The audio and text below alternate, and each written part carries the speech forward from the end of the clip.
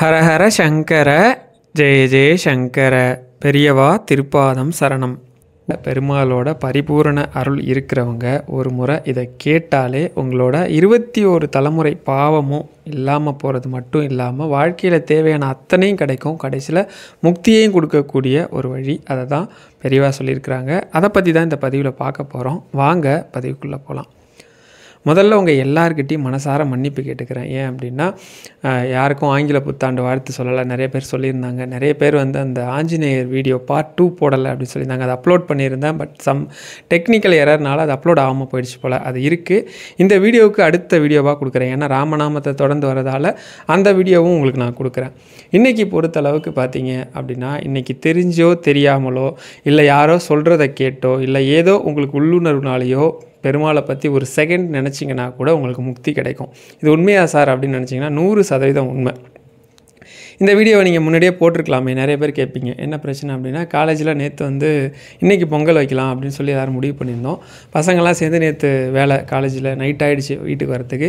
இன்றைக்கி 4 மணி ஆகிடுச்சு பொங்கல் வச்சு செலிப்ரேஷன்லாம் முடிச்சுட்டு காலேஜ்லேருந்து கிளம்பி வர்றதுக்கு. அதனால் என்னால் போட முடியல. இப்போ தான் டைம். அதுவும் ரொம்ப அவசரமாக தான் இதை பேசிகிட்டு இருக்கேன். பேசுகிற போதே உங்களுக்கு தெரியும்னு நினைக்கிறேன். அதே மாதிரி கண்டிப்பாக இதை வந்து எடிட் பண்ண முடியாது. அதனால் நான் எடிட் பண்ணாமலே போடுறேன். சில இடத்துல தப்பாக ஏதாவது சொல்லியிருந்தேன் அப்படின்னாலும், சிலதை மாற்றி சொல்லியிருந்தேன் அப்படின்னாலும் கொஞ்சம் மன்னிச்சிருங்க. என்ன அப்படின்னா, பொதுவாக வந்து ஸ்ரீமத் பாகவதம் அப்படின்னு ஒன்று சொல்லுவாங்க. ஸ்ரீமத் பாகவதம்னா ஏதோ நான் தெரியாத லாங்குவேஜில் சொல்கிறேன்னு நினச்சிக்காதீங்க. பெருமாளோட பெருமைகளையும் அவரோட அவதாரங்களை பற்றியும் அவரோட கதைகளை பற்றியும் அவரோட சிறப்பு பற்றியும் அவரோட மந்திரங்கள் பற்றியும் அவரோட ஸ்லோகங்கள் பற்றி சொல்கிறது தான் ஸ்ரீமத் பாகவதம். இதுக்குள்ளே இது மட்டும்தான் பாகவதம்னு எதையுமே சுருக்கிட முடியாது. நீங்கள் கிருஷ்ணா அப்படின்னு சொன்னால் கூட அது பாகவதத்தில் தான் வரும். அப்படி உயர்வானது. நிறைய பேர் வந்து இன்றைக்கி வைகுண்ட ஏகாதசி கண்முழிச்சிருப்பீங்க. முடிஞ்ச அளவுக்கு சினிமா மற்ற பொழுதுபோக்குலெல்லாம் நேரத்தை செலவிடாமல் முடிஞ்ச அளவுக்கு ஒரு நொடியாவது கிருஷ்ணா ராமா நான் சொல்கிறேன். என்னென்ன மந்திரம் சொல்லணும் எது எதுக்குங்கிறதையும் நான் பின்னாடி சொல்ல தான் போகிறேன். அப்படி சொன்னீங்கன்னா நிச்சயமாக உங்கள் வாழ்க்கையில் இருக்கிற நம்மளால் சரி பண்ணவே முடியாதது அப்படின்னு பார்த்தீங்கன்னா நம்மளோட 21 தலைமுறை கர்மா தான். அதையே சரி பண்ணி நம்ம பிரச்சனையிலேருந்து நம்மளை காப்பாற்றுறது மட்டும் இல்லாமல் கடைசியாக நமக்கு முக்தியை கூட கொடுக்கக்கூடியது. நான் வந்து கொஞ்சம் நேரத்துக்கு முன்னாடி வந்து ஒரு சர்ச் பண்ணிட்டு இருந்தேன். அவர் பேர் எனக்கு மறந்து போச்சு. ஏன்னா இது நான் ரொம்ப நாளைக்கு முன்னாடி படித்தது. ஒரு உபாசகர், அவர் வந்து உபன்யாசர்னு நினைக்கிறேன். அவர் வந்து உரையெலாம் எழுதியிருக்கிறார். ஸ்ரீமத் பாகவதத்துக்கே எழுதியிருக்காருன்னு நினைக்கிறேன். நீங்கள் யாராவது தெரிஞ்சால் கமெண்டில் எனக்கு சொல்லுங்கள். அவர் என்ன பண்ணுவார்னா, டெய்லியும் வந்து ஸ்ரீமத் பாகவதம் முதல்ல 7 நாள் படிக்கணும். 7 நாள் படிச்சிங்க இல்லை யாராவது படிக்கிறத கேட்டிங்கனாலே முக்தி அப்படின்னு சொல்லிட்டு நானே ஒரு கதை சொல்லியிருக்கிறேன். மறுபடியும் அந்த கதை இங்கே சொல்ல வேண்டாம், நான் விஷயத்தை சொல்கிறேன். அவர் என்ன பண்ணுவார்னா, தினமும் வந்து ஸ்ரீமத் பாகவதத்தை எடுத்து படிச்சுட்டு இருப்பார்னா எங்கே விட்டாரோ அங்கேருந்து படிச்சுட்டே இருப்பார். ஒரு நாள் வந்து இவருக்கு என்ன அப்படின்னா, வைகுண்டம் பெருமாள் இருக்கிற வைகுண்டத்தை பற்றி எழுதணும் அப்படின்னு வரும். அந்த கதை எனக்கு கொஞ்சம் வேறு மாதிரி வரும். நான் வந்து ஷார்ட்டாக சொல்கிறேன். அப்போ இவருக்கு நம்ம ஏதோ ஒரு இடத்த போய் பார்த்துருந்தா தானே எப்படி இருந்ததுன்னு நம்ம சொல்லுவோம். ஆனால் அது வந்து அவருக்கு தெரியாது. அப்படி எப்படி இருக்கும் வைகுண்டம்னு தெரியாதுல்ல. அவர் என்ன பண்ணுவார், உடனே தூங்குவார். தூங்கும்போது என்ன ஆகும் அப்படின்னா, கனவுல வந்து இவர் ஒரு இடத்துக்கு போகும்போது பெரிய வாசல் கதவு, அதுக்கு 2 பேர் காவல் நிற்பாங்க. இவர் போய் நிற்பார். நின்ன உடனே, சாமி உங்களால் தான் நாங்கள் வைகுண்டத்துக்கே வந்தோம். நீங்கள் வந்து தினமும் வந்து உபன்யாசம், அதாவது நீங்கள் தினமும் வந்து ஸ்ரீமத் பாகவதம் படிப்பீங்க. அதை கேட்டு எங்களுக்கு முக்தி கிடச்சி நாங்கள் இங்கே வந்து இந்த வைகுண்டத்தோட வாசல் காவலர்களாக இருக்கிறோம் அப்படின்னு சொல்லுவாங்க. இவங்க யாருங்கிறத பின்னாடி சொல்கிறேன். இப்படியே உள்ளே போகும்போது வைகுண்டத்தில் இருக்கிற எல்லா விஷயத்தையும் அப்படியே ஒன்று ஒன்றா பார்த்துட்டே போகும்போது கடைசியாக பெருமாளையும் தரிசனம் பண்ணுவார். வைகுண்டம் இப்படி தான் இருக்குமா? ஏன்னா நம்ம எல்லோரும் வைகுண்டம்னு ஒன்று இருக்குதுன்னு சொல்லிக்கிட்டு இருக்கிறோம். பெருமாள் அங்கே இருக்கிறாருன்னு சொல்கிறோம். முக்தி கிடைச்சா நம்ம எல்லோரும் அங்கே தான் போவோம்னு சொல்கிறோம். எப்படி இருக்கும், அதோட தோற்றம் எப்படி இருக்கும்னு நமக்கு தெரியாதுல்ல. இவர் உடனே என்ன பண்ணுறாரு, இவர் கனவுல பார்த்த அத்தனை காட்சியும் பார்த்துட்டு வெளியில் வரார். இப்போ பெருமாளெல்லாம் தரிசனம் பண்ணிட்டாரு. வைகுண்டத்தோட சிறப்பெல்லாம் தெரிஞ்சு போச்சு. அங்கே பார்க்குற ஒரு விஷயமும் இவருக்கு பிரமிப்பாக இருக்குது. எல்லாத்தையும் பார்த்துட்டு வெளியில் வரும்போது மறுபடியும் இந்த வாயில் காவலர்கள் 2 பேர் இருக்காங்களா, ரொம்ப நன்றி சொல்லி அவர்கிட்ட ஆசீர்வாதம் வாங்குறாங்க. சரிப்பா, நான் வந்து பாகவதம் படித்ததுக்கும் நீங்கள் வந்து முக்தி அடைஞ்சதுக்கும் என்ன சம்மந்தம் அப்படின்னதும், உங்கள் வீட்டு வாசலில் ஓரமாக இருக்கக்கூடிய 2 மரமாக இருந்தோம் நாங்கள். நீங்கள் தினமும் அந்த பாகவதம் படிக்கிறத கேட்டு எங்களுக்கு கேட்டதால் 7 நாள் கேட்டிருக்கோம். அதனால் எங்களுக்கு முக்தி இன்னையோட எங்கள் இது முடிஞ்சு முக்தி அடைஞ்சு நாங்கள் இங்கேயே வந்துட்டோம் அப்படின்னதும் இவர் கனவு முடிச்சது. இந்த கனவு இவருக்கு வந்து இவரை விட்டு போகவே மாட்டேங்குது. நம்ம நிறைய கனவு நமக்கு ஒரு மாதிரி இருக்கும்ல, இது உண்மையா இல்லை கனவா நம்ம பார்த்த விஷயம்லாம் நம்புகிற மாதிரியும் இருக்குது, நம்பாத மாதிரியும் இருக்குது. அப்படியே யோசிச்சுக்கிட்டே என்ன பண்ணுறாரு அப்படின்னா, இப்படி வெளியில் வருவார் வீட்டை விட்டு. வெளில வந்து பார்த்தா 2 மரமும் முறிஞ்சு விழுந்து கிடக்கும். 2 மரத்தையும் அறுத்துக்கிட்டு இருப்பாங்க. முறிஞ்சு விழுந்த மரத்தை வெட்டுவாங்க. அதாவது வெட்டினா என்ன ஆயிடுச்சு, மரம் வந்து இறந்து போனதாக தான் அர்த்தம். அப்போ அவர் கனவுல கண்டது உண்மை. என்ன அப்படின்னா, நீங்கள் வந்து பாகவதம் சொல்லக்கூடிய பெருமாளோட இந்த பெருமைகளையும் கதைகளையும் ஸ்லோகங்களையும் மந்திரங்களையும் இன்றைக்கி தெரியாமல் சொன்னால் கூட உங்களுக்கு முக்தி கிடைக்கும். இது 100% உண்மை அப்படிங்கிறது அந்த உண்மை சம்பவம். அது அவரோட பேர், அவர் எழுதின அந்த இதெல்லாம் எனக்கு மறந்து போச்சு. யாராவது தெரிஞ்சவங்க இருந்தீங்கன்னா சொல்லுங்கள். நானும் எங்கே படித்தேன் நினைவு கொண்டு வர முயற்சி பண்ணுறேன். ரொம்ப கஷ்டம். இப்போ நம்மளில் பல பேருக்கு இருக்கிற பிரச்சனை என்ன அப்படின்னா ஆரோக்கியம். நிறைய பேருக்கு இருக்கிற பிரச்சனை என்னென்னா, நம்மள்ட்ட நிறைய பேர்ட்ட காசு பணம்லாம் இருக்கும், நிறைய விஷயங்கள் இருக்கும். ஆனால் வந்து ஆரோக்கியம் இல்லை அப்படின்னா அந்த வாழ்க்கை வந்து உப்பு இல்லாத பண்டம் மாதிரி, அது வேஸ்ட்டு, குப்பையில் தான் தூக்கி போகணுன்ற மாதிரி ஆகிடும். நீங்கள் முடிஞ்ச வரைக்கும் ஆரோக்கியமான வாழ்க்கையை வந்து இறைவன்கிட்ட கேளுங்க. நான் நிறைய பேர்ட்ட சொல்லுவேன், இறைவன்கிட்ட இது வேணும் அது வேணும்னு கேட்காதீங்க, எனக்கு எது வேணுமோ அதை நீ கொடுத்துருன்னு சொல்லுங்கள் அப்படின்னு சொல்லுவேன். இப்படி நமக்கு ஆரோக்கிய குறைபாடு இருக்கிறப்ப நாம் இறைவன்கிட்ட என்ன மந்திரம் சொல்லணும், எப்படி வழிபாடு பண்ணணும். பெரியவாட்ட ஒரு பக்தர் வருவார். நமக்கு பெருமாளுக்கு பெருமாள், சிவனுக்கு சிவன், எல்லாருமே நம்ம தெய்வம் தானே. தெய்வத்திட்ட அவர் வருவார். வந்தவொடனே பெரியவாட்ட அவரோட மனக்குறைய சொல்லுவார். அப்பாவுக்கு முடியல பெரியவா, ஹாஸ்பிட்டலில் சேர்த்துருக்கிறேன். ஹாஸ்பிட்டலில் நின்னா காசு, உக்காந்தா காசு, பேசினா காசுன்னு எல்லாத்துக்கும் காசுன்னு பிடிங்கி திங்கிறா, என்ன பண்ணுறதுன்னு தெரியல அப்படின்றதும் பெரியவா சொல்லுவாங்க. அப்பாவுக்கு என்ன வயசு? 80 வயசை தாண்டிடுச்சு அப்படின்றதும், சரி அப்போ ஒன்று பண்ணு, அதாவது உடம்புக்கு வைத்தியம் தேவை தான், ஆனால் வைத்தியத்தையும் தாண்டின ஒரு மருத்துவம் இருக்குது, ஒரு மருத்துவர் இருக்கிறார், அதை நிறைய பேர் உணர மாட்டீங்க அப்படின்னு சொல்லிட்டு அவரை வீட்டுக்கு கூப்பிட்டு வந்துரு. இனிமேல் மருத்துவமனையில் வச்சுக்காத. முடிஞ்ச அளவுக்கு ஒரு கட்டிலில் படுக்க வச்சு அவருக்கு தினமும் வெதுன்னு கொஞ்சமாக கஞ்சி கொடு, சின்ன ஆகாரம், அதாவது செரிக்கக்கூடிய ஆகாரமாக கொடு. அவர் தினமும் கேட்குற மாதிரி விஷ்ணு சகஸ்ரநாமம் காலையிலையும் சாயந்தரமும் பாராயணம் பண்ணு போகிறோம் அப்படின்னு சொல்லுவாங்க. அவரும் அந்த மாதிரி செய்வார். படுத்த படுக்கையாக முடியாமல் கடந்த அவங்க அப்பா வந்து நல்லா எழுந்து உட்காந்து திரகாத்திரமாக எல்லாரோடையும் சகஜமாக வாழ ஆரம்பிச்சிருவாங்க. இது என்ன மறைமுகமான விஷயம் இருக்குது அப்படின்னா, விஷ்ணு சகஸ்ரநாமம் நீங்கள் பாராயணம் பண்ணீங்க இல்லை கேட்குறீங்க அப்படின்னா உங்களோட உடல் சம்மந்தப்பட்ட அத்தனை பிரச்சனையும், விஷ்ணு சகஸ்ரநாமம் உடலுக்கு மட்டும்தான் சொல்லணுமா சார்னு கேட்டுறாதீங்க. பெரியவா இங்கே மேற்கோள் காட்டியிருக்கிறதால நான் உங்களுக்கு இந்த இடத்த சொல்கிறேன். இப்போ எல்லாராலையும் விஷ்ணு சகஸ்ரநாமம் சொல்ல முடியுமா? முதல்ல விஷ்ணு சகஸ்ரநாமம்னா என்ன? விஷ்ணுவோட 1000 பேர், அதுவும் சமஸ்கிருதத்தில் இருக்கும், சொல்லிடுவீங்களா அப்படின்னு கேட்டால் 100 பேரில் ஒரு 5 பேர் சொல்லலாம் சார் அப்படின்னு சொல்லுவாங்க. மீதி 95 பேர் முடியாது. இதுக்கு ஒரு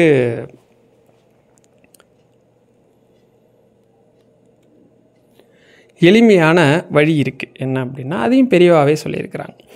என்னென்னா, இப்போ எல்லாராலையும் விஷ்ணு சகஸ்ரநாமம் சொல்ல முடியாது. அதே சமயம் விஷ்ணு சகஸ்ரநாமம் ஒரு தடவை சொன்ன பலனை கொடுக்கக்கூடிய ஒரு எளிமையான மந்திரம் இருக்குது. என்ன மந்திரம் அப்படின்னா, ராம ராம ராம அப்படின்னு 3 முறை சொன்னீங்க அப்படின்னா விஷ்ணு சகஸ்ரநாமம் அந்த 1000 பேரை நீங்கள் ஒரு முறை சொன்ன மாதிரி அப்படின்னு பெரியவா சொல்லியிருக்காங்க. அதனால் நீங்கள் எப்பெல்லாம், நான் நிறைய பேர்கிட்ட சொல்லுவேன், எந்த கஷ்டம்னாலும் ராமநாமம் சொல்லுங்கள், ராமா அப்படின்னு சொல்லுங்கள். அது வந்து உங்களோட அத்தனை பிரச்சனையும் போக்கும். இந்த ராம அப்படிங்கிற வார்த்தைக்கு என்ன அர்த்தம் அப்படின்னா, ராமர் அவருக்கு என்ன அர்த்தம் அப்படின்னா, பேரானந்தத்தை அளிப்பவன், பேரானந்தமாக இருப்பவன் அர்த்தம்.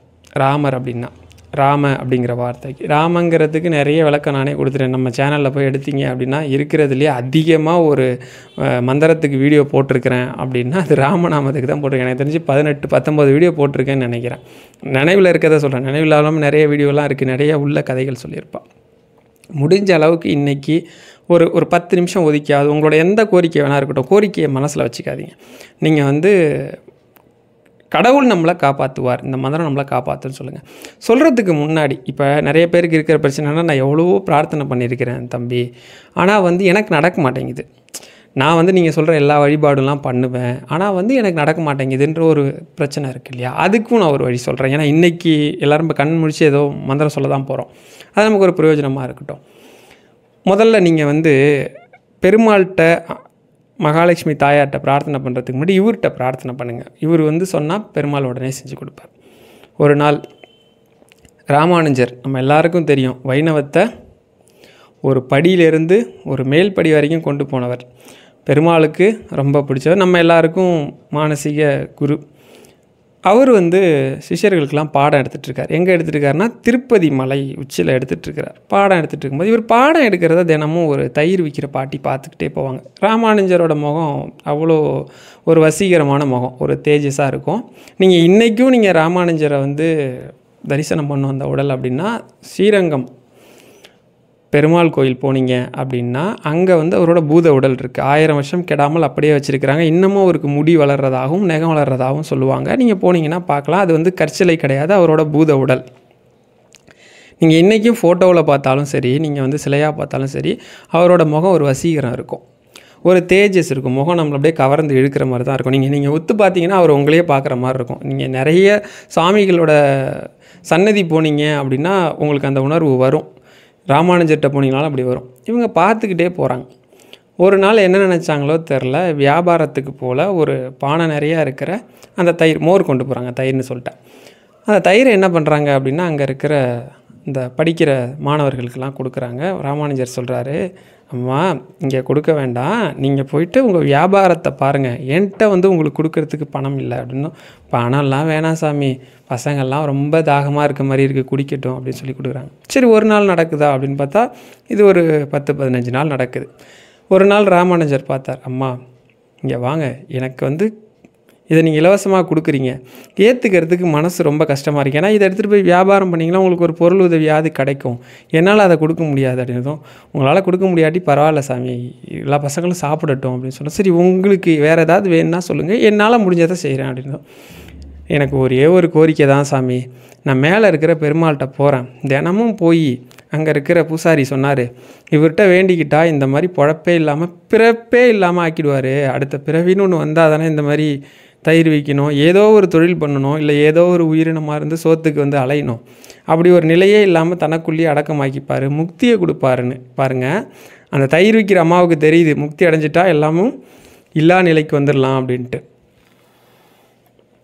அதனால் நானும் போய் கேட்டு பார்க்குறேன், அவர் ஒரு தடவை கூட எனக்கு முக்தி கொடுக்குற மாதிரி தெரியல, நீங்கள் ஒரு சிபாரிசு பண்ணுங்களேன் அப்படின்ற. உடனே ராமானுஜர் சொல்கிறாரு, அம்மா அப்படிலாம் பண்ண முடியாதுல்ல, எப்படி சிபாரிசு பண்ணணும்? இல்லை மேலே இருக்கிறவர் சொன்னார், நீங்கள் ஒரு சிபாரிசு கடிதம் கொடுத்தா கண்டிப்பாக பெருமாள் செய்வார்னு சொன்னார் அப்படின்னு சொல்லுவாங்க. சரி, இவ்வளோ பிடிவாதமாக கேட்குறாங்க, வேறு வழி இல்லாமல் என்ன பண்ணுவார் ராமானுஜர், ஒரு ஓலையை எடுத்து இந்த அம்மாவுக்கு, அந்த தயிர்கார அம்மா பேரை எழுதி, இவங்களுக்கு முக்தி கொடுக்க சொல்லி அடியேன் ராமானுஜன் பிரார்த்தனை பண்ணிக்கிறேன்னு சொல்லி கையெழுத்து போட்டு கொடுத்தாராம். உடனே அந்த ஓலையை வாங்கிட்டு நேராக மேலே இருக்க பெருமாள்கிட்ட போயிட்டாங்க. போய் கொடுத்து அங்கே இருக்கக்கூடிய குருக்கள்கிட்ட கொடுத்து, பெருமாள்கிட்ட கொடுங்க, இந்த மாதிரி ராமானுஜர் வந்து சிபாரிசு கடிதம் கொடுத்துருக்கிறாரு அப்படின்றதும் நேராக கருவறைக்குள்ளே போனதும் அப்படியே பெருமாள் கையை நீட்டி வாங்கிட்டாராம். வாங்கிக்கிட்ட அடுத்த ஒரு 2வது நிமிஷமே பலன்னு ஒரு புஷ்பக விமானம் திருப்பதி பெருமாள் கோயில் வாசலில் வந்து அப்படி நின்றுச்சான். அம்மா வாங்க, உங்களை பெருமாள் வைகுண்டத்துக்கு அழைச்சிட்டு வர சொன்னார் அப்படின்னு. இதுதான் நம்ம என்ன சொல்லுவோம் அப்படின்னா, குருவருளோட கூடின திருவருள். அதாவது குரு துணை இருந்தால் கடவுளை எப்படி அடையணும் அப்படிங்கிற வழியை நமக்கு வந்து காட்டுவாங்க. அதுக்கு தான் ஒரு தகுந்த குரு. நம்ம நிறைய தடவை சொல்லுவோம், எந்த மந்திரனாலும் ஒரு தகுந்த குருவோட, ஏன்னா அவங்க தான் நமக்கு தெரியும் நம்மளோட சக்கரங்களுக்கு இயக்காற்றல் எங்கேருந்து கிடைக்கும், எந்த மந்திரத்தை சொன்னால் கிடைக்கும், எந்த மாதிரி வழியை ஃபாலோ பண்ணால் கிடைக்கும்னு ஒரு முன்னனுபவம் உடைய நபர். அதனால் அவங்கள்ட்ட போகணும் அப்படின்னு சொல்கிறேன். நீங்கள் என்ன பண்ணுங்கள், ராமானுஜர்கிட்ட பிரார்த்தனை பண்ணுங்கள் ஃபஸ்ட்டு. இந்த மாதிரி இந்த கோரிக்கைக்காக வந்திருக்கிறேன் பெருமாளை பார்க்குறதுக்கு. நீங்கள் எந்த பெருமாள் கோயில் போனாலும் கண்டிப்பாக இருப்பார். அப்படி இல்லைனா கூட நீங்கள் பெருமாள்கிட்ட போகிறதுக்கு முன்னாடி இவர் மனசால் பிரார்த்தனை பண்ணிங்க, எனக்கு இந்த கோரிக்கையை நிறைவேற்றி கொடுங்கன்னு சொல்லுங்கள். 100% நடக்கும். ஏன்னா அந்த அம்மாவுக்கு முக்தியை வாங்கி கொடுத்துருக்காரு. நீங்கள் எப்படியும் போய் முக்தி கேட்க போகிறது கிடையாது. யாருமே முக்தி கேட்க மாட்டோம் தானே. நம்ம கடன் இருக்கும், இல்லை வேறு ஏதாவது ஒரு பிரச்சனை இருக்கும், அதை தான் போய் கேட்போம். கண்டிப்பாக அதெல்லாம் ஒரு சாதாரண விஷயம் தான், டக்குன்னு பண்ணி கொடுத்துருவார். இப்போ நீங்கள் வந்து ராமானுஜர்கிட்ட கேளுங்க, பெருமாள்கிட்ட கேளுங்க, நடக்கும்னு சொல்லிட்டேன். இந்த அளவுக்கு நம்பிக்கையோடு கேட்கணும். இப்போ ஒரு விஷயம் இருக்குல்ல, நம்ம வந்து கேட்குறதுன்னு இருக்குது, ஒருத்தர் இவர்கிட்ட கேட்டால் கண்டிப்பாக கொடுப்பாருன்னு ஒரு நம்பிக்கையோடு போய் கேட்போம். சில விஷயத்த அவங்க வந்து கொடுத்துருவாங்க, சில பேர் வந்து கொடுக்க மாட்டாங்க. ஆனால் நாம் வந்து கடவுள்கிட்டேயும் சரி இந்த மாதிரி குருக்கள்கிட்டையும் போகும்போது எந்த அளவுக்கு நம்பிக்கையோடு போகணும், அது முதல்ல நமக்கு வேணும்ல. அதுக்கு முன்னாடி ஒரு மந்திரம் நான் உங்களுக்கு சொல்கிறேன். இப்போ நம்ம ஒரு விஷயத்த கேட்கும்போது பெருமாள்கிட்ட கேட்கும்போது என்ன மந்திரம் சொல்லி கேட்கணும்? கேசவா அப்படிங்கிற மந்திரத்தை நம்ம வந்து மனசுக்குள்ளேயே கேசவான்னு சொல்லிக்கிட்டு ஒரு விஷயத்த கேட்குறோம் அப்படின்னா அது குறிப்பிட்ட எண்ணிக்கையை தாண்டினதும் நம்ம ஒவ்வொருத்தருக்கும் ஒரு எனர்ஜி பாயிண்ட் இருக்கும், ஒரு எனர்ஜி லெவல் இருக்கும். அதாவது நான் சொல்கிறது நம்மளோட ஆன்மாவை சொல்கிறேன். அதனால் எனக்கு வந்து ஒரு தடவை சொன்னால் நடக்கும் அப்படின்னா உங்களுக்கும் ஒரு தடவை சொன்னால் நடக்கணும் அப்படின்னு இல்லை. உங்களுக்கு ஒரு தடவை சொன்னால் நடக்கும்னா எனக்கும் ஒரு தடவை சொன்னால் நடக்கணும் இல்லை. எனக்கு வந்து 5 தடவை சொன்னால் தான் நடக்கும், அது மாதிரி இருக்கலாம்.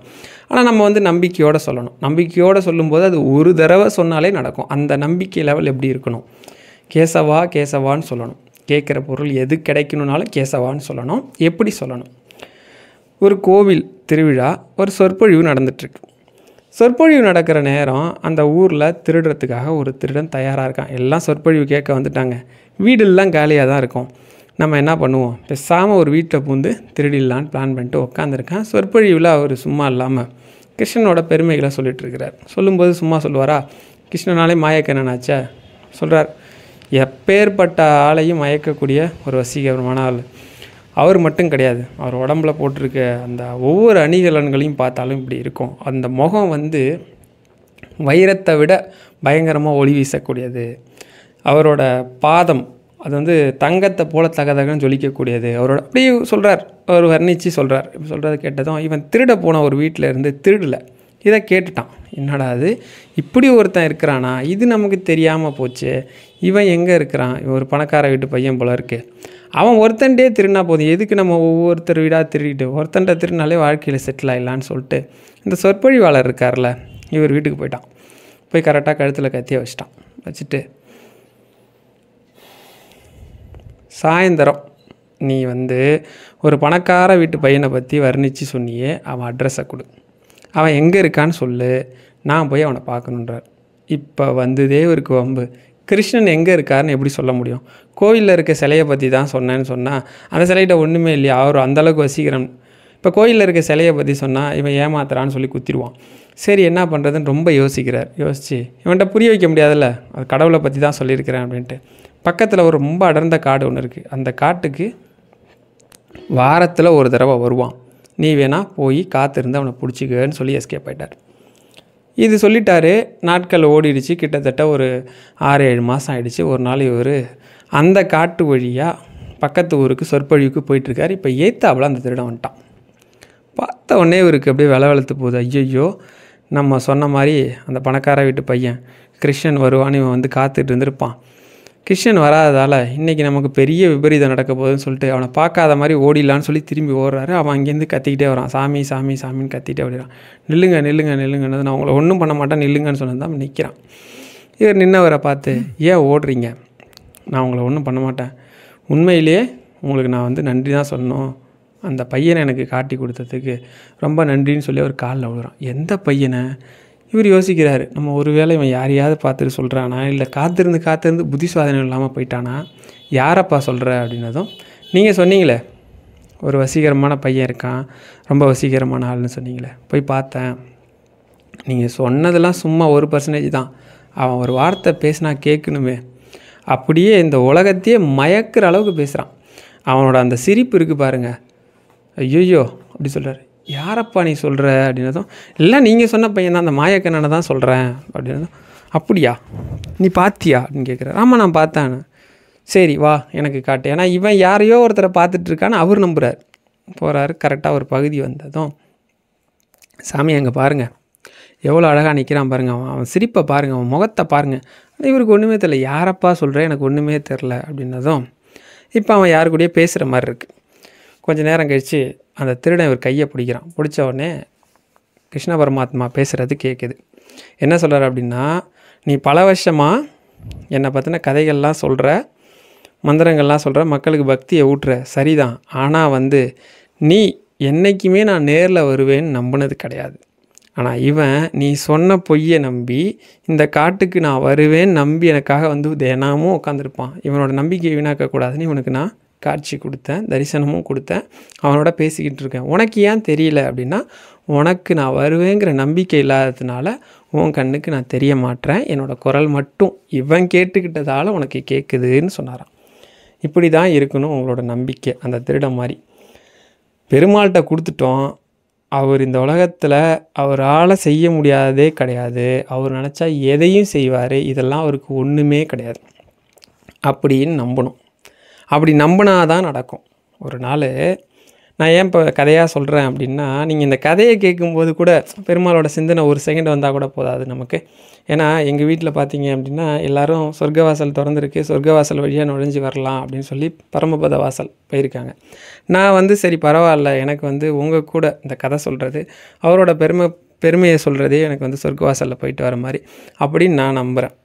நான் அதனால தான் சொன்னேன், பரவாயில்ல நீங்கள் போயிட்டு வாங்க, எனக்கு இதுவே பெரிய புண்ணியம், இதை சொல்கிறதே இன்றைக்கி சொல்கிறது பெரிய புண்ணியம் அப்படின்னு சொல்லிட்டு.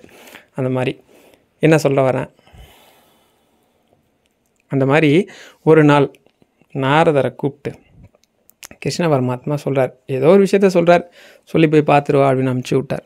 போனால் 2 பேரை போய் பார்க்குறார் நாரதர். முதல்ல வந்து தினமும் காலையில் குளிச்சுட்டு காலையில் நம்ம சாஸ்திர சம்பிரதாயத்தில் சொல்லியிருக்கிற மாதிரி கரெக்டாக பூஜைலாம் பண்ணுவார், நெய்வேத்தியெல்லாம் பண்ணுவார், கரெக்டாக பண்ணுற நபர். அவர் வீட்டுக்கு போகிறாரு. போனவுடனே நாரதரை அடையாளம் கண்டுக்கிட்டார். நாரதர் சொல்கிறாரு, பெருமாள் உங்களை பார்த்து விசாரிச்சுட்டு வர சொன்னார், ரொம்ப சந்தோஷம், வாங்க உட்காருங்க சாப்பிடுங்கன்னு சொல்லி நல்லா அறுசுவை உணவு போடுறாரு. போட்டு 2 பேரும் பேசிகிட்டு இருக்காங்க. பெருமாளை பற்றி பேச்சு வருது. பெருமாள் என்ன பண்ணிகிட்ருக்கிறார் அப்படின்னு கேட்குறாரு. உடனே அவர் சொல்கிறாரு, பெருமாள் வந்து ஒரு ஊசி துவாரம், நூல் நுழைக்கக்கூடிய துவாரம் வழியாக ஒரு யானையை நுழைக்க முயற்சி பண்ணிகிட்டு இருக்கிறாருன்னதும், ஏன் வேண்டாத வேலை, இதெல்லாம் செய்ய முடியுமா, பகவான் ஏன் இப்படிலாம் பண்ணுறார் அப்படின்னு சொல்கிறார். சரி, 2 பேரும் பேசிகிட்டு இருந்தாங்க. பேச்சு முடிஞ்சோடனே இப்போ கிளம்புறேன்னு சொல்லிட்டு கிளம்பிட்டார். இப்போ தினமும் செருப்பு தைக்கிற ஒரு தொழிலாளி இருக்கிறார். அவரை பார்க்குறதுக்கு இப்போ நாரதர் 2வது நபர் அவர் தான். அவரை பார்க்க வரார். வந்தவுடனே அவர் வந்து பார்த்திங்கன்னா தினமும் இவர் மாதிரிலாம் கரெக்டாக குளிச்சுட்டு பூஜையில் சொல்லியிருக்கிற பூஜை முறைகளெல்லாம் ஃபாலோ பண்ணி பூஜை பண்ணுறவரும் கிடையாது, நெய்வேத்தியம் வைக்கிறவரும் கிடையாது, மந்திரம் சொல்கிறவரும் கிடையாது. காலைல கடை திறக்கும்போது சின்னதாக ஒரு கிருஷ்ணனோட சிலை வச்சுருக்கிறார். ஒரு தடவை, கிருஷ்ணா எல்லாரையும் காப்பாற்று, உலகத்தை காப்பாற்று, நீ இருக்கிறேங்கிற நம்பிக்கையில் தான் இந்த வாழ்க்கையை ஓட்டிக்கிட்டு இருக்கேன். திரும்ப கடை அடைக்கும் போது இதே தான் சொல்லுவார். அவர்கிட்ட போகிறார். போனவுடனே நாரதர் இவர் தான் தெரிஞ்சு போச்சு. இது மாதிரி பெருமாள் வந்து உங்களை விசாரிச்சுட்டு வர சொன்னார். ரொம்ப சந்தோஷப்படுறார். இந்த உலகத்தில் எத்தனை கோடி மக்கள் இருக்காங்க, என்ன மாதிரி ஒரு அடியவனை பார்த்து பெருமாள் கேட்டிருக்காருன்னா ரொம்ப சந்தோஷம், வாங்கன்னு சொல்லிட்டு அவர் ஏதோ அவரால் முடிஞ்ச உணவு இதை கொடுக்குறாரு. அதையும் வந்து நாரத திருப்தியாக ஏற்றுக்கிறது. அப்படியே பேச்சு வருது. மறுபடியும் பெருமாள் பற்றின பேச்சு வருது. பேச்சு வந்தது, பெருமாள் என்ன பண்ணிகிட்ருக்காரு, எப்படி இருக்காருன்னு இவர் கேட்குறார். அவருக்கு என்ன, ஒரு ஊசி துவாரத்து வழியாக ஒரு யானையை நுழைக்க முயற்சி பண்ணுறார். இது என்ன பெரிய விஷயம் அவருக்கு, இதெல்லாம் ரொம்ப சாதாரணம். சின்ன வயசில் சின்ன குழந்தையாக பிறந்து கம்சனை வதம் பண்ணார், அவ்வளோ பெரிய மகாபாரத போரை நடத்தினார். அவர் செய்யாத லீலையா, அவர் பண்ணாததா, அவர் பகவானில் அவர் யானையை என்ன இந்த உலகத்தையே கூட அந்த ஊசி துவாரம் வழியாக நுழைக்க முடியும்னு சொன்னாராம். இந்த மாதிரி ஒரு நம்பிக்கை வேணும். எப்பயுமே பக்திக்கு வந்து அந்த பக்தன் மாதிரி தான் இருக்கணும். நம்ம வந்து கடவுள்கிட்ட போய் நிற்கும்போது நம்ம மனசில் ஒன்று, வெளியில் ஒன்று, சிந்தனையில் ஒன்று, இந்த மாதிரி எங்கெங்கேயோ சுற்றிட்டு வந்து பிரார்த்தனை பண்ணிக்கிறதுலையோ நம்பிக்கை வைக்கிறதுலையோ எந்த பிரயோஜனமும் இல்லை. தினமும் காலையில் எழுந்திரிச்சு குளித்து நெத்தி நிறைய பட்டை அடிச்சுட்டு ஃபுல்லாக மந்திரம் சொல்கிறேன் சார், ஸ்லோகம் சொல்கிறேன் சார், ஆனால் என் சிந்தனை ஃபுல்லாக நான் வாங்கின கடன் மேலேயும் எனக்கு இருக்கிற பிரச்சனை மேலேயும் இருக்கும் அப்படின்னா அது வேஸ்ட்டு. அந்த பக்தியே வேணாங்கிற நான். 2வது நபர் இருக்கார் பாருங்கள், அவர் எங்கே இருந்தாலும் பெருமாள் இருக்கிறார், அவர் காப்பாற்றுவார், அவரோட பக்தி நம்மளை வழிநடத்துதுன்னு நினைக்கிறார் பாருங்கள், அதுதான் சரியான முறை. நீங்கள் வந்து எப்போவுமே கஷ்டத்தில் இருக்கும்போது சொல்ல வேண்டிய ஒரு மந்திரம் இருக்குது, ஆபத்தில் காப்பாற்றக்கூடிய மந்திரம். எல்லோரும் சொல்லலாம், இது வந்து இந்த மந்திரம் தான் இதுக்கு தான் அப்படின்னு கிடையாது. சொல்லணும் அப்படின்னு ஒரு மந்திரம் எனக்கு வேணும் அப்படின்னு நிறைய பேர் சொல்லுவாங்கள்ல, அதுக்காக சொல்லேன்.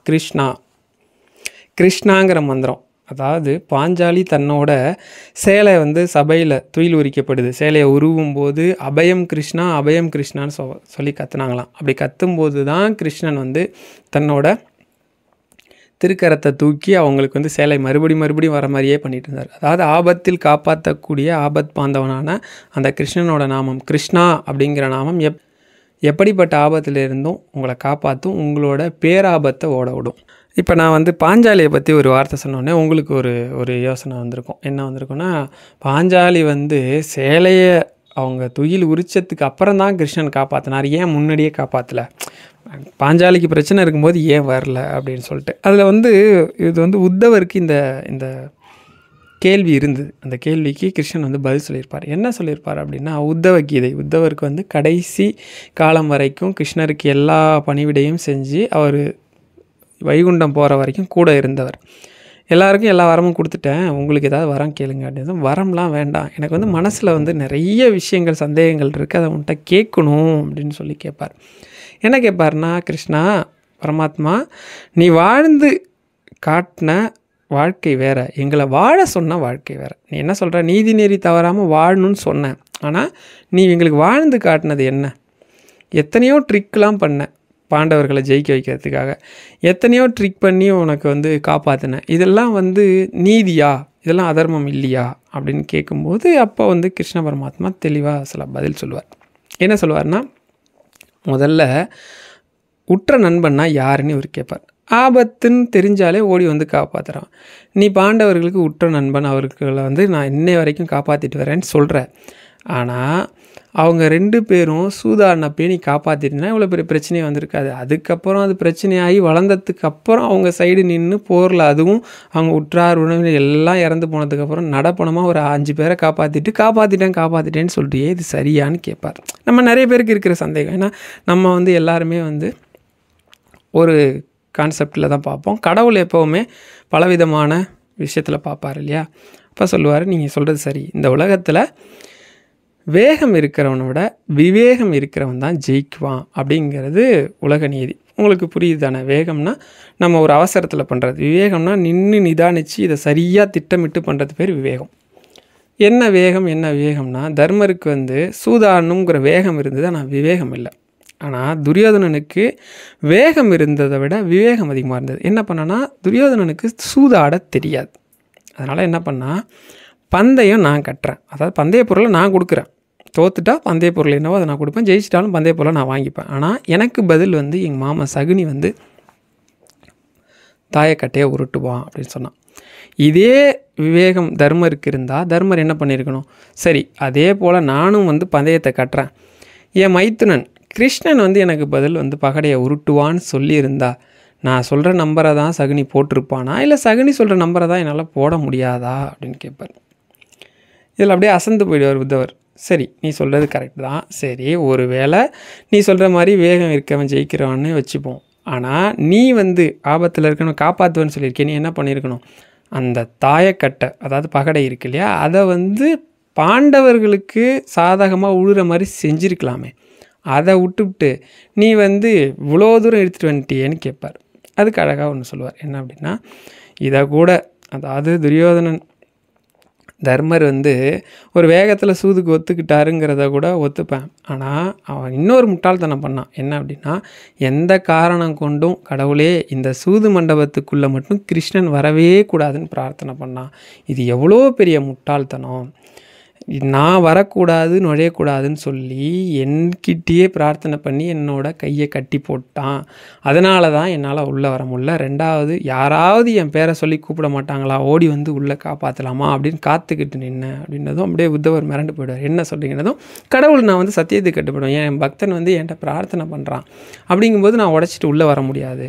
இந்த பஞ்சபாண்டவர்களில் ஒருத்தராவது அண்ணன் தோற்று போயிட்டுருக்கான், கிருஷ்ணா வான்னு கூப்பிடுவான்னு பார்த்தா ஒருத்தன் கூட கூப்பிடலையே. எல்லாரும் அண்ணனோட திட்டுறதுல தான் குறிக்கோளாக இருந்தாலும், துரியோதனை திட்டுறதான் குறிக்கோளாக இருந்தாலும் ஒருத்தன் கூட கூப்பிடல.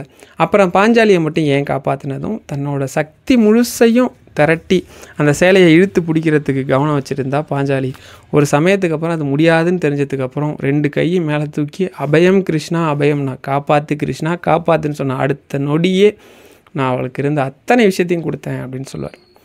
அருமையாக சொன்ன கிருஷ்ணா, இதையும் சொல்லிவிடு அப்படின்னு சொல்லுவாங்க. என்ன அப்படின்னா, அப்போ நாங்கள் வந்து இந்த மாதிரி பல பஞ்சாயத்து பிரச்சனைகள்லாம் பண்ணிக்கிட்டு இதுக்குள்ளேயே உழண்டுக்கிட்டு இருக்கணும், எங்களை காப்பாற்ற மாட்டியா அப்படின்னதும், உத்தவரே நீங்கள் ஒரு விஷயத்தை புரிஞ்சுக்கணும், இந்த வாழ்க்கையை வந்து நான் கொடுக்கல, இந்த வாழ்க்கை உங்களோட கர்ம பலன் படி தான் நடக்குது. நீங்கள் என்ன கர்மம் பண்ணியிருக்கீங்களோ அதுக்கேற்ற மாதிரி பிறவி அமையுது, அந்த பிறவிக்கு ஏற்ற மாதிரி வாழ்க்கை அமையுது. இதில் வந்து நான் வந்து இதை நடத்துகிறதும் இல்லை, இதை வழி நடத்துகிறதும் இல்லை, இதை உருவாக்குறதும் கிடையாது. நான் ஜஸ்ட்டு வெளியில் நின்று பார்க்குறேன், ஒரு காட்சி பூதம் மாதிரி, ஒரு பார்வையாளர் மாதிரி நின்று பார்த்துட்ருக்கேன் அப்படின்னதும் உத்தவர் அடுத்த கேள்வியை கேட்பார். அப்போ நாங்கள் எத்தனை தப்பு பண்ணாலும் நீ வேடிக்கை மட்டும்தான் பார்ப்பேன். நாங்கள் மேலும் மேலும் தப்பு பண்ணி மேலும் மேலும் இந்த பிறவா நிலை அடைய முடியாமல் மறுபடியும் பிறவி எடுத்து கஷ்டத்தை அனுபவிக்கணுமா அப்படின்னதும் கிருஷ்ணன் அழகாக அவர் பதில் சொல்லுவார். நான் சொன்ன வார்த்தையில் இருக்க உள்ள அர்த்தம் உங்களுக்கு இன்னும் புரியல. நான் உங்களை பார்த்துக்கிட்டு இருக்கேன் அப்படிங்கிற எண்ணம் உங்களுக்குள்ளே வந்துருச்சு அப்படின்னாலே எனக்கு தெரியாமல் எந்த தப்பும் பண்ண முடியாதுங்கிற எண்ணம் உங்களுக்கு வந்துடும். யாருக்கும் தெரியாமல் தப்பு பண்ணுறோம், யாரும் நம்மளை கேட்குறதுக்கு ஆள் இல்லைங்கிற எண்ணம் உங்களுக்குள்ளே இருக்கிறதால தான் ஒரு கர்மம், அதாவது கெட்ட கர்மாவை சொல்கிறார், நீங்கள் பண்ணிகிட்ருக்கீங்க.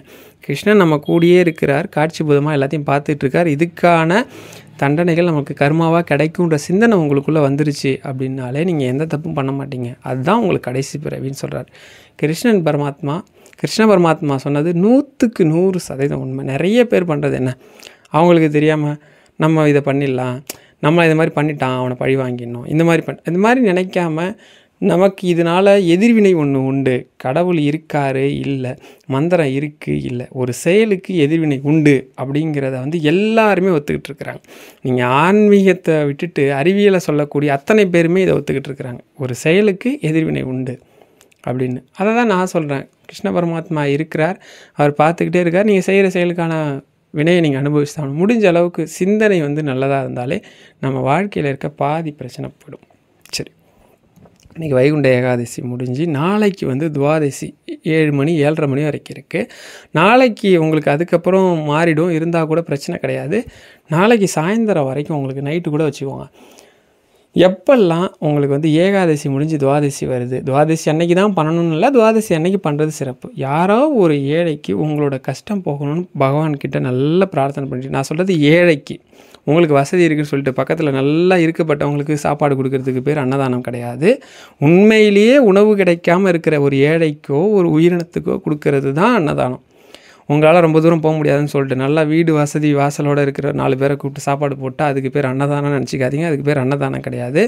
அதுக்கு பேர் சாப்பாடு போடுறது மட்டும்தான் வச்சுக்கணும். நீங்கள் அன்னதானம்னு வச்சுக்கூடாது. அன்னதானம்னா இல்லாத ஒருத்தருக்கு, நாளைக்கு இல்லாத ஒருத்தருக்கு திருப்தியாக உங்கள் மனசறிஞ்சு எவ்வளோ அழகாக பண்ணி கொடுக்க முடியுமோ நல்லா நீட்டாக பண்ணி ஒரு சாப்பாடு கொடுத்தா கூட போதும். அது நான் பல தடவை சொல்லுவேன். நீங்கள் நிறைய பேர் என்னை சந்திக்கிறவங்களா இருக்கட்டும், நான் என்கிட்ட கேட்குறவங்கள்ட்ட எல்லார்ட்டையும் சொல்கிறது தான், உங்கள் எந்த பிரச்சனைக்கும் அன்னதானம் பண்ணுங்கள், ஒரே தீர்வு அதில் தான் இருக்குது. ஏன்னா அன்னதானம் அத்தனை தோஷத்தையும் போக்கக்கூடிய, இந்த உலகத்திலேயே சிறந்த ஒரு தானம் இருக்குது அப்படின்னா அது அன்னதானத்தை தான் நம்ம முதல்ல சொல்லணும். நிறைய தானங்கள் இருக்குது, ஆனால் எல்லாராலையும் பண்ண முடியும்ல. ஒரு எறும்புக்கு உணவு கொடுக்கலாம், முடியாதவங்க ஒரு பறவைக்கு கொடுக்கலாம், ஒரு மீனுக்கு கொடுக்கலாம். நான் நிறைய பேர்கிட்ட சொல்லுவேன், உங்களுக்கு எந்த விதமான தோஷம் இருந்தாலும் கிணத்துல குளத்துல ஆற்றுல இருக்கிற மீன், அதாவது அதுக்கு உணவு அப்படின்னு சொல்லி தேடி வெளியவே போக முடியாத ஒரு உயிரினம் பார்த்திங்கன்னா மீன், அந்த குளத்துக்குள்ளேயே வாழ்க்கை முடிஞ்சிடும். அதுக்கு பொறி போடுங்க. அது இருக்கிறதுலே ரொம்ப பெரிய பரிகாரம். இன்றைக்கின்னு இல்லை, ஒவ்வொரு மாதமும் நீங்கள் சம்பளம் வாங்கினதும் உங்கள் ஜென்ம நட்சத்திரம் வர அன்னைக்கோ இல்லை ஏகாதசிக்கு மறுநாளோ இல்லை ஏகாதசி அன்னைக்கோ உங்களுக்கு என்னைக்கு தோதுப்படுமோ அன்னைக்கோ இப்படி தான் பண்ணணும் அப்படி தான் பண்ணணும் இல்லை. ஆனால் குளத்தில் இருக்கிற மீனுக்கோ ஆற்றுல இருக்க மீனுக்கோ இல்லை கிணத்துல இருக்க மீனுக்கோ நீங்கள் பொறி போடுறத வழக்கமாக வச்சுக்கிட்டு பாருங்கள். நீங்கள் மழையளவு இருக்கட்டும் உங்களுக்கு கடன் இல்லை மழையளவு பிரச்சனை இருக்கட்டும், சார் கடவுளே நேரில் வந்தால் கூட என் பிரச்சனை தீர்க்க முடியாது சார் அப்படின்னு சொல்கிற பிரச்சனை கூட யாரோ ஒரு எளிமையான பர்சனால் தீர்ந்துடும். ஏன் நம்ம சொல்கிறேன்னா, ஒரு பக்தர் பெரியவாட்ட தரிசனத்துக்கு வருவார். அந்தவர் ரொம்ப துடிப்பார், கூட்டமும் அப்படியே ஒரு மாதிரி அவரை நினச்சி வருத்தப்படுவாங்க.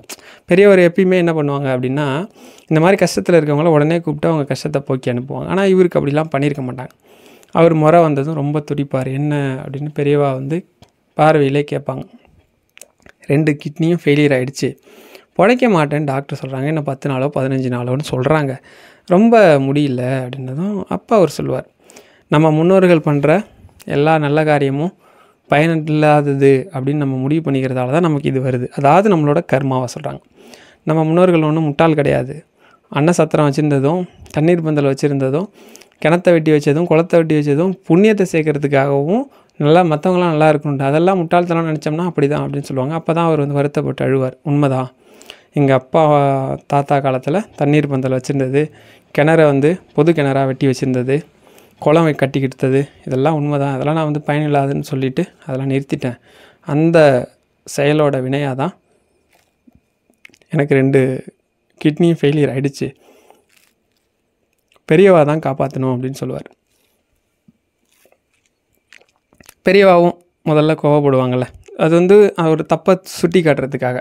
தெய்வம் என்றைக்குமே கோவப்பட்டது கிடையாது. அதனால தான் நம்ம தெய்வத்தை எப்பயுமே உயர்வாக நம்ம சொல்லிகிட்டே இருப்போம், தெய்வத்தை கும்பிடுங்கன்ட்டு. நான் சொல்கிறது பெரியவாவை சொல்கிறேன், நீங்கள் எந்த தெய்வத்தைன்னு சொல்லாமலே சொல்கிறாருன்னு நினச்சிக்காதீங்க. அடுத்த நிமிஷம் ஒன்றும் கிடையாது, நாட்டு மருந்து கடையில் பிள்ளை வளர்ப்பான் அப்படின்னு சொல்லுவாங்க. அதுக்கு இன்னொரு பேர் வசம்பு. வசம்புன்னு கேளு, வாங்கி நல்லா இழைச்சி தொப்பில் சுற்றி ஒரு 10 நாள் 10 போட்டுக்க சரியாயிடும்னு சொல்லுவாங்க. அவ்வளோதான். போயிட்டு போட்டு வருவார். 15 நாள் கழிச்சு வந்து பார்த்தா 2 கிட்னியும் எந்த பிரச்சனையும் இல்லாமல் கரெக்டாக செயல்படும். இந்த விஷயத்தை நீங்கள் கவனிச்சிங்கன்னா நான் மேலே சொன்ன உதாரணமும் இதுவும் சரியாக இருக்கும். என்ன அப்படின்னா, தீர்க்கவே முடியாது, அறிவியலால் கிட்னி ஃபெயிலியர் ஆகிடுச்சு ரெண்டும், அவ்வளோதான் அவருன்னு சொன்னவங்களே ஒரு 5 ரூபா வசம்பு, நீங்கள் 5 ரூபாய்க்கே வசம்பு வாங்கலாம். நான்லாம் வாங்கியிருக்கேன் என் பசங்களுக்கு கொடுக்குறதுக்கு. 5 ரூபாய்க்கு வசம்பு வாங்கலாம். அந்த காலத்தில் எவ்வளோக்கு இருந்திருக்க போகுது? ஒரு 2 ரூபாய்க்கு இருந்திருக்குமா? பெரியவா காலத்தில் 1 ரூபாய்க்கு இருந்திருக்கும். அதிலேயே பெரியவா குணப்படுத்தியிருப்பாங்க. அந்த மாதிரி நீங்கள் நினைக்கலாம், ஒரு 50 ரூபாய்க்கு பொரி வாங்கி போட சொல்கிறாரு இவர், இதனால மட்டும் என் பிரச்சனை எப்படி தீர்ந்துடும்? ஒருத்தருக்கு அன்னதானம் பண்ண சொல்கிறாரு. உங்களுக்கு தெரியாது, அந்த வசம்பு மாதிரி தான் நீங்கள் கொடுக்குற அந்த ஒரு அன்னதானம் உங்களோட பல பிரச்சனையை முடிவுக்கு கொண்டு வரும். அந்த பல பிரச்சனை ஆல்மோஸ்ட் கர்மா தீர்ந்துருச்சு அப்படின்னு வச்சுக்கோங்களேன். நடக்க வேண்டியதெல்லாம் தானாகவே நல்லதாக நடக்கும். நான் கர்மான்னு சொல்கிறது, நல்ல கர்மாவும் இருக்குது, கெட்ட கர்மாவும் இருக்குது. கெட்ட கர்மா வழி விட்டால் தான் உங்களுக்கு நல்ல கர்மா வேலை செய்யும். ஒன்றும் கிடையாது.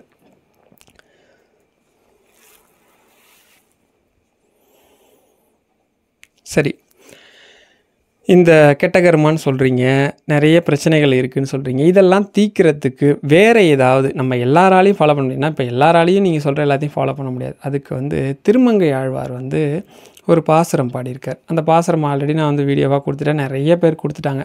நான் வேணாலும் அதை உங்களுக்கு டிஸ்பிளேயில் கொடுத்துட்றேன். அந்த பாசுரத்தில் அவர் என்ன சொல்லுவார் அப்படின்னா, ஒரு உன்னதமான மந்திரம் இருக்குது, அந்த மந்திரத்தை மட்டும் சொன்னால் போதும், உனக்கு 21 தலைமுறையில் பிறந்த ஜென்மத்திலிருந்து எல்லாருமே உங்கள் முன்னோர்கள் அத்தனை பேருமே பாவம் பண்ணியிருந்தா கூட அது அத்தனையும் இல்லாமலாக்கி உனக்கு முக்தியை கொடுக்கறது மட்டும் இல்லாமல் இந்த உலகத்தில் தேவையான அத்தனை சந்தோஷத்தையும் கொடுக்கக்கூடிய ஒரு மந்திரம் இருக்குதுன்னு பாடியிருப்பார். அது ஒரு பெரிய பாசுரம். நம்மளோட எனக்கு ரொம்ப பிடிச்ச ஒரு கதாசிரியர் இருக்கிறார். நான் எல்லா கதாசிரியரோட இதுவும் படிப்பேன். சுஜாதா சார் அவர் சொல்லும்போது கூட சொல்லுவார், வைணவத்தில் இருக்கிறவங்க அதிகமாக பயன்படுத்த வேண்டிய மந்திரம் அந்த பாசுரம் எதுன்னு கேட்கும்போது அவர் கூட இந்த பாசுரத்தை தான் சொல்லியிருப்பார். அப்படி ஒரு பாசுரம் இருக்குது, அதில் ஒரு மந்திரம் இருக்குது. இந்த மந்திரம் கிடைக்கிறதுக்கு அரிய மந்திரம் அப்படின்னு சொல்லிட்டு இந்த மந்திரத்தை சொல்லவே இல்லை. யாருக்குன்னா நம்மளோட குரு ராமானுஜர். அவர் என்ன பண்ணுறாருன்னா, ஸ்ரீரங்கத்துலேருந்து திருக்கோஷ்டியூர் வரைக்கும் நடந்தே போகிறார். என்ன அப்படின்னா, நம்பிகள் அவர்கிட்ட ஒரு உன்னதமான மந்திரம் இருக்குது, மோட்சத்தை கொடுக்கக்கூடிய மந்திரம், ரகசிய மந்திரம், அதை சொன்னால் மோட்சம் கிடச்சிரும் அப்படின்னு ஒரு மந்திரம் இருக்குது. இதை தெரிஞ்சுக்கிறதுக்காக போகிறார். போய் நின்றுக்கிட்டு, நான் ராமானுஜன் வந்திருக்கிறேன், எனக்கு அந்த மந்திரத்தை உபதேசம் பண்ணணும்னு கேட்பார். இது பெரிய கதை, உங்களுக்கு ஏற்கனவே சொல்லிட்டாங்க நிறைய வீடியோவில், இருந்தாலும் இன்றைக்கி நம்ம தெரிஞ்சுக்கணும். அவர் உடனே சொல்லுவார், நான் செத்து வா அப்படின்னு சொல்லுவார். நான் செத்து, இப்போ நான் செத்து எப்படி வர முடியும்? நான்ற பர்சன் செத்துட்டான்னு வச்சுக்கங்களேன், எப்படி வர முடியும் அப்படின்னு அவர் நினச்சிவார். நம்ம செத்தா எப்படி வர முடியும் அப்படின்னு நினச்சிக்கிட்டு அவர் திரும்ப போயிடுவார். இப்படி 1 நாள் 2 நாள் இல்லை, பல தடவை நடந்து வருவார். எங்கேருந்து? ஸ்ரீரங்கத்துலேருந்து திருக்கோஷ்டியூர் நடந்தே தானே வரணும். கேட்பார். ஒரு தடவை நான் அடியேன் வந்திருக்கேன், அந்த மந்திரத்தை உபதேசம் பண்ணணும் அப்படின்னு சொல்லுவார். அவர் சொன்ன அர்த்தம் என்னென்னா, நான் அப்படிங்கிற அகந்தை செத்து நாம் கடவுளோட பக்தர்களாக வரணும், என்னால் எல்லாம் முடியும், நான் இவ்வளோ பெரிய ஆள் அவ்வளோ பெரிய ஆள், அந்த நான்கிற அகந்தை, அகம்பாவம், ஆணவம் இதெல்லாம் முதல்ல இருக்கக்கூடாது பக்திக்கு அப்படிங்கிற முதல் படிநிலை. கூப்பிட்ட ஒரு உபதேசம் பண்ணுவார். இந்த மந்திரம் ரொம்ப ரகசியமான மந்திரம்.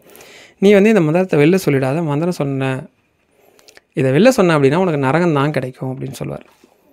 இந்த மந்திரத்தை கேட்ட அடுத்த நிமிஷமே கொஞ்சம் கூட தயங்காமல் ராமானுஜர் திருக்கோஷ்டியூரில் இருக்கிற அந்த கோயில் கோபுரத்து மேலே ஏறி எல்லாரும் ஓம் நமோ நாராயணாய நமகன்னு சொல்லுங்கள், மோட்சம் கிடைக்கும், எல்லாரும் சொல்லுங்கள், எல்லா சொர்க்கத்துக்கு போவீங்கன்னு. உடனே அவருக்கு சொல்லி கொடுத்தார் இல்லையா, அவர் ஓடி அட பாவி, நான் உன்னை என்னடா சொன்னேன், நரகம் கிடைக்கும்னு சொன்னானே, நீ இப்படி சொல்லிட்டு, எனக்கு நரகம் கிடைச்சா பரவாயில்ல, மக்கள்லாம் ஏதேதோ கஷ்டத்தில் உழண்டுட்டு கிடக்குறாங்க, அவங்களாம் சொர்க்கத்துக்கு போகட்டும், அவர்லாம் வைகுண்டத்துக்கு போகட்டும், பெருமாளை போய் மனசார தரிசனம் பண்ணி அவரோட ஐக்கியமாகட்டும் அப்படின்னு சொல்லுவார்.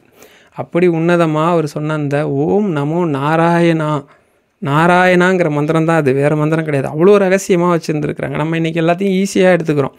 நாராயணன் சொன்னால் போதுமாங்க, நமக்கு தெரியாது. நாராயணன் சொன்னால் போதுமாங்க, நம்ம அலட்சியமாக எடுத்தோம். ஆனால் ஒரு காலத்தில் அது ரகசியமாக பாதுகாக்கப்பட்ட மந்திரம். ராமானுஜருக்கே, அதாவது பெருமாளோட மறு அவதாரம்னு சொல்லக்கூடிய ராமானுஜரே கிட்டத்தட்ட 16 முறை நினைக்கிறேன் போயிட்டு நடந்து போய் கேட்டிருப்பார். அதுக்கப்புறம் தான் அவருக்கு அந்த மந்திரமே உபதேசிக்கப்பட்டது. அப்படி உயர்வான மந்திரத்தை சொன்னால் நீங்கள் கவலையே பட வேணாம். 21 தலைமுறை இல்லை, நம்ம தலைமுறையில் அத்தனை பேரும் பண்ண பாவத்தையும் போகும். அதுக்காக மந்திரத்தையும் சொல்லிக்கிட்டு இன்னொரு பக்கம் பாவத்தையும் பண்ணுவேன் அப்படின்ற மனநிலையில் இருக்கவங்களுக்கு இல்லை. நம்ம பண்ணதெல்லாம் தப்புன்னு ஒரு மனநிலை நமக்கு வரும். எப்போ வரும் அப்படின்னா, நம்ம வந்து ஒரு விஷயத்த ஏற்றுக்கும்போது. அப்படி இருக்கிற மனநிலையில் இருக்கிறவங்க, நீங்கள் தெரிஞ்சு சொன்னாலும் தெரியாமல் சொன்னாலும் உங்களுக்கு முக்தி கிடைக்க தான் போகுது. அதுக்காக ஒரு பக்கம் பாவத்தை செஞ்சுக்கிட்டே இருக்கணும் அப்படிங்கிறது நியதி கிடையாது. அதுக்காக சொல்ல வரேன். நீங்கள் வந்து முடிஞ்ச அளவுக்கு நாராயணா அப்படின்னு சொல்லுங்கள். நாராயணாங்கிற மந்திரம் நான் சொல்லிட்டேன். கிடைக்கிறதுக்கு அரிய பொருள் இதுதான் சார், இந்த உலகத்தில் கிடைக்கிறதுக்கே ரொம்ப அரிசு அப்படின்னு சொன்னீங்கன்னா அது கூட கிடைக்கும். அப்படிப்பட்ட உன்னதமான மந்திரம். நம்ம எல்லாராலையும் சொல்லக்கூடிய மந்திரத்தை தான் சொல்லியிருக்கேன். நான் வந்து ஒரு மந்திரம் எத்தனையோ பாசுரம்லாம் இருக்குது. நான் வந்து மேற்கோள் காட்டியிருக்கலாம். நான் அதெல்லாம் உங்களுக்கு எதையுமே காட்டலை. ஏன்னா நிறைய பேருக்கு வந்து என்ன அப்படின்னா, ரொம்ப ஷார்ட்டாக இருக்கணும், ரொம்ப ரொம்ப ஷார்ட்டாக இருக்கணும். அதாவது கண்ணை மூடணும், கையை நீட்டணும், பகவான் உடனே வரத்தை கொடுத்துடணும். அப்படிலாம் இருக்காங்க. நான் என்கிட்ட கேட்டவங்கள நான் வந்து எல்லாரையும் சொல்லலை. நான் வந்து எல்லாரையுமே அப்படிலாம் சொல்ல மாட்டேன். ஒரு சிலர் சொல்கிறேன். அந்த மாதிரிலாம் ரொம்ப எதிர்பார்க்குறவங்களாம் இருக்காங்க. அப்படி இருக்கவங்களுக்கு இதுக்கு மேலே ஷார்ட்டாக என்னால் கொடுக்க முடியாது மந்திரம். இதுவே ரொம்ப பவர்ஃபுல்லான மந்திரம். இருக்கிற அத்தனை நீங்கள் வந்து 4000 திவ்ய பிரபந்தம் படித்தா என்ன பலன் கிடைக்குமோ அதை வந்து மொத்தத்தையும் கொடுக்கக்கூடிய 4 மந்திரம் இருக்குது. மாதவா, கேசவா, ராமா, கிருஷ்ணா, நாராயணா. இந்த மாதிரி சில மந்திரங்களை மட்டும் சொன்னாலே போதும், அத்தனையும் கொடுக்கக்கூடியது. நீங்கள் எது கேட்குறீங்களோ அத்தனையும் கொடுக்கும் அப்படின்னு சொல்கிறாங்க. நான் என்ன பண்ணேன் அப்படின்னா, உங்களுக்கு அனுமன் ஜெயந்திக்கு வந்து வீடியோ பார்ட் 2 வந்து ரெக்கார்ட் பண்ணி வீடியோவாக ரெடி பண்ணி அதை வந்து அப்லோட் பண்ணிட்டேன். அது ஏதோ நான் சபரிமலை பாத யாத்திரை போயிருந்தேன்னா என்னாச்சு அப்படின்னா, அங்கே டவர் இல்லாத பிரச்சனைகளால் டெக்னிக்கல் கிளச்சினால அது ஏதோ அப்லோடே ஆகலை போல இருக்குது. இப்போ அந்த வீடியோவை என்ன பண்ணுறேன்னா, இதுக்கு அடுத்த வீடியோவாவோ முடிஞ்சால் இந்த வீடியோ கூட சேர்க்குறேன். ஏன்னா அதில் நான் சொல்லியிருக்கிறது ஃபுல்லாக ராமரை பற்றி சொல்லியிருக்கேன், ராமநாமத்தை பற்றி சொல்லியிருக்கேன். இன்றைக்கி நீங்கள் வந்து ஆஞ்சநேயரை பற்றி தெரிஞ்சுக்கிட்டாலும் சரி, ராமரை பற்றி தெரிஞ்சுக்கிட்டாலும் சரி, நீங்கள் யாரை பற்றி தெரிஞ்சுக்கிட்டாலும், நீங்கள் வந்து சிவபெருமானை பற்றி கதையை கேட்டால் கூட அது கூட நீங்கள் வந்து விஷ்ணு பெருமானை, ஏன்னா சிவன் வேறு விஷ்ணு வேறு இல்லை அப்படிங்கிறது ஆழ்வார்கள் சொன்ன மொழி, நான் சொன்னது கிடையாது. இன்றைக்கி ஒரு சிறப்பு இருக்குது. ஒரு கதையோடு இந்த பதிவை வந்து நிறைவு பண்ணிவிடுவோம். என்னென்னா கஜேந்திர மோட்சம். இந்த கஜேந்திர மோட்சம் நிறைய பேர் பார்த்துருப்பீங்க, ஒரு ஃபோட்டோவில் பார்த்துருப்பீங்க. என்ன அப்படின்னா, ஒரு யானையோட காலை ஒரு முதலை வந்து பிடிச்சிக்கிட்டு இருக்கோம். பெருமாள் வந்து கருடத்தில் வந்து அந்த யானையை காப்பாற்றுவார். இதுதான் நீங்கள் வந்து ஃபோட்டோவில் பார்த்துருப்பீங்க. இந்த கஜேந்திர மோட்சத்தை பற்றி கேட்குறது இன்னொரு சிறப்பு இன்றைக்கி என்னென்னா, கஜேந்திரனுங்கிற ஒரு யானை கூட்டத்தோட தலைவனாவது எல்லா இடத்துலையும் ஜாலியாக சுற்றிட்டு இருக்கு. நிறையா வந்து பெண் யானை இருக்கும்போது ஹீரோயிசம் எல்லாருக்கும் நடக்கிறது தானே, அப்படியே காமிச்சிட்டே வருது. ஒரு தடவை பார்த்தா ஒரு குளத்தில் இருக்கக்கூடிய அந்த மலர் ரொம்ப அழகாக இருக்குது. அதில் ஒரு பெண் யானை சொல்லுது, அந்த மலரை எனக்கு பறித்து கொடுக்க முடியுமா அப்படின்னு சொல்லி. அதனால் என் பலத்துக்கு முன்னாடி இதெல்லாம் சாதாரணம்னு சொல்லுது. அப்படி குளத்துக்குள்ளே இறங்க கொஞ்சம் ஆழம் அப்போ தான் புரியுது அதுக்கு. சரி பறிக்கலான்னு சொல்லி தன்னோட துதிக்கையை நீட்டும் போது யாரோ தன்னோட காலை பிடிக்கிற மாதிரி இருக்குது. அப்போ பார்த்தா, நான் ஷார்ட்டாக சொல்கிறேன் அந்த கதையை, ஒரு முதல்ல இதோட காலை கவ்விக்கிட்டு இருக்குது. சின்ன முதல்ல தானே இது என்ன பண்ணிவிடும் அப்படின்னு நினைக்கிது. நம்ம கூட சின்ன பிரச்சனை தானே இது என்ன பண்ணிவிடுன்னு நினைப்போம்ல, அந்த மாதிரி. அது என்ன பண்ணுதுன்னா, பிடிச்சோடனே தண்ணிக்குள்ளே முதலையோட பலம் தான் அதிகம். யானெல்லாம் ஒன்றும் பண்ண முடியாது. அப்படியே பிடிச்சி மெல்ல இழுக்குது. இதுவும் போராடுது, முதலையும் போராடுது. இது தன்னோட பலத்தை கொண்டு ரொம்ப போராடி பார்க்குது. ரொம்ப நேரம் முயற்சி பண்ணி கூட இதால் ஒன்றுமே பண்ண முடியல. ஒரு கட்டத்துக்கு அப்புறம் சுற்றி இருக்கிற எந்த யானையும் இதுக்கு உதவ முன் வரல, உதவவும் முடியாது. ஏன்னா இது பாதி குளத்துக்குள்ளே வந்துருச்சு. இதுக்கப்புறம் அதை காப்பாற்றுறது கஷ்டம். அப்போ அது சொல்லுது, கடவுள் இருக்கிறாருன்னு எங்கள் அப்பா சொன்னார். கடவுள் வந்து உருவம் இல்லாதவர், இப்படி இருப்பார் அப்படி இருப்பார்னு எனக்கு எதுவுமே தெரியல. கடவுள் இருக்காருன்னு நான் நம்புகிறேன். அப்படிப்பட்ட கடவுள் இருக்கிறது உண்மை அப்படின்னா, இந்த நொடி நான் இந்த பிரச்சனையில் இருக்கேன், என்னை வந்து காப்பாற்றுங்க, நான் உங்களை மனசார நம்புகிறேன்னு சொல்லுது. அடுத்த நிமிஷமே கருடன் தன்னோட வாகனத்தில் ஏறி பெருமாள் புறப்படுறார். கருடனோட வேகம் பத்தலை, ஏன்னா உடனே காப்பாற்றணும், கேட்டுட்டார், உடனே காப்பாற்றி ஆகணும். அந்த வேகம் பத்தலை. உடனே என்ன பண்ணுறார், கருடனையே பெருமாள் தான் சுமந்துக்கிட்டு வேகமாக பறந்து வந்தாராம். வந்து அந்த கஜேந்திரனை காப்பாற்றினது மட்டும் இல்லாத ஒரு மோட்சமும் கொடுத்தார். இதுதான் இந்த கஜேந்திர மோட்சம். இது பெரிய கதை, அங்கங்கே போயிட்டு வரும். நமக்கு என்ன போர்ஷன் வேணும், இன்றைக்கி நமக்கு தேவையான போர்ஷன் மட்டும் நான் சொல்லியிருக்கிறேன் உங்களுக்கு. இது மாதிரி பல விஷயங்களை செய்யக்கூடிய ஒரு உன்னதமான விரத முறை வந்து வைகுண்ட ஏகாதசி. இன்றைக்கி சினிமா பார்க்காதீங்க, மற்ற விஷயங்கள் படிக்காதீங்க. தெரிஞ்ச கதையாக இருந்தால் கூட, நான் சொன்னது தான் இல்லை, நிறைய பேர் சொல்கிறாங்க கதை, நிறைய விஷயங்கள் நிறைய பேர் சொல்கிறாங்க, அதெல்லாம் கேளுங்க. முடிஞ்ச அளவுக்கு பெருமாள் பற்றின சிந்தனையாக இருங்க, மகாலட்சுமி தாயார் பற்றின சிந்தனையாக இருங்க. நான் வந்து உங்களுக்கு இந்த பதிவில் சொல்கிறது என்ன அப்படின்னா, நீங்கள் ஒரு நொடி குறைவாக இருந்தால் கூட பெருமாளோட அருள் உங்களுக்கு கிடைக்கும். அதனால் முழுக்க முழுக்க கடவுள் சிந்தனையோடு இருந்து இந்த விரதத்தை நாளைக்கு காலை துவாதசியில் பூர்த்தி பண்ணுங்கள். விரதம் பூர்த்தி பண்ணுறதுக்கு முக்கியமாக நாங்கள் ஒரு நிறைய ஃபார்மேட் வச்சுருக்கோம். நாங்கள் வீட்டில் ஃபாலோ பண்ணும்போது என்னென்னா 21 காய்கறிகள் கலெக்ட் பண்ணி போட்டு சமைப்போம். அதுக்கப்புறம் அகத்திக்கீரை குழம்பு வைப்போம். அதுக்கப்புறம் பார்த்திங்கன்னா சுண்டைக்காயிலையும் குழம்பு வச்சுருப்போம். நெல்லிக்காய் அது இது மாதிரி ஊறுகாய் மாதிரி பண்ணியிருப்போம். இந்த மாதிரி பார்த்திங்கன்னா முக்கியமாக ஆலமரத்தோட இலையில தான் நெய்வேத்தியமே பண்ணுவாங்க. முன்னாடி எங்கள் பாட்டி இருந்தப்பெல்லாம், இப்போல்லாம் யாரும் அதெல்லாம் பண்ணுறதில்ல. அது ஆக்சுவலாக அப்படி தான் பண்ணணும். ஏன் அப்படி பண்ணணும்னா அதுவே ஒரு மெடிசன் மெத்தட். என்னென்னா ஆலமரத்தோட அந்த இலையில உணவை போட்டு சாப்பிடும்போது நமக்கு உடம்புக்கு தேவையான ஒரு வித சத்து கிடைக்கிது. ஏன்னா ஆலமரத்தில் மட்டும்தான் அது இருக்குது. அகத்திக்கீரை உள்ளுக்குள்ளே இருக்கக்கூடிய நஞ்சு விஷத்தை முறிக்கக்கூடியது. ஏன் கண்ணு முழிக்கணும்? இதுக்கு பின்னாடி இருக்கிற அறிவியல் என்ன அப்படின்னா, கண்ணு முழிச்சிருக்கும்போது எப்பயுமே நம்ம தூங்கிட்டோம்னா மூளையும் தூக்கத்தில் இருக்கும். வேறு ஒரு இடத்துல மட்டும், ஏன்னா எல்லா உறுப்புகளும் உறக்கத்தில் இருக்கும், அதுவும் உறங்கிடும். ஆனால் நம்ம முழிச்சிக்கிட்டு இருக்கும்போது மூளை நம்ம உடம்பு மேலே மட்டுமே சிந்தனை வச்சுருக்கோம். நம்ம உடம்புல தோன்றக்கூடிய குறிப்பாக ஏகாதசி விரதத்தில் கேன்சர் கட்டிகளை குணப்படுத்தும் அப்படின்னு சொல்லி, ஏன்னா ஏகாதசி ஏன் கண்ணு முழிக்கிறாங்கன்னு ஒருத்தர் ஆராய்ச்சி பண்ணியிருக்கிறார். அவர் சொல்லும்போது மூளை இரவு நேரத்தில் விழிப்பு நிலையில் இருக்கும்போது தேவையில்லாத கட்டிகள் மேலே கவனம் செலுத்தி அதை கரைக்குது அப்படின்னு சொல்லி அவர் ஒரு ஆர்டிக்கலில் சொல்லியிருந்தார்.